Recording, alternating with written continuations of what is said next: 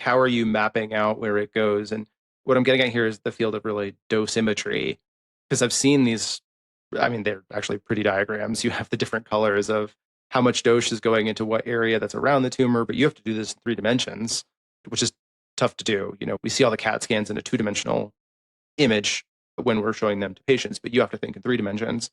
Yeah, how is that like physically done? Who's doing that? Yeah, it's a team effort for sure. And so there are people actually called dosimetrists, and they go to specialized schooling just to plan radiation treatments.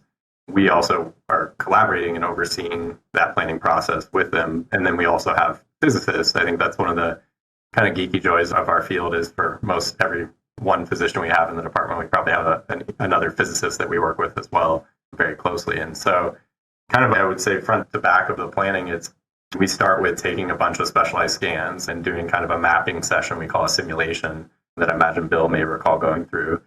And that's just to get the initial positioning set up that we would imagine our patient being in for each day of treatment, something that's consistent and reproducible.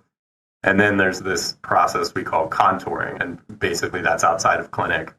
The physician will sit down and go slice by slice through all those scans. And so we're drawing 2D kind of outlines of the target areas, but going slice by slice to ultimately create that 3-dimensional target.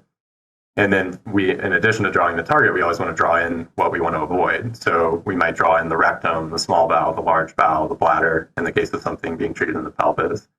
And then we have kind of directives to our team of how much dose might we allow to a given organ, how much dose do we want to deliver to these target areas. And sometimes it's not just a single one-dimensional dose. It might be we want to give the visible cancer a really high dose, but then the at-risk lymph nodes a slightly lower dose. We hope you liked this video. To support cancer research and get clear, expert answers about cancer, follow us and visit CrackingCancer.org to join the Cracking Cancer community.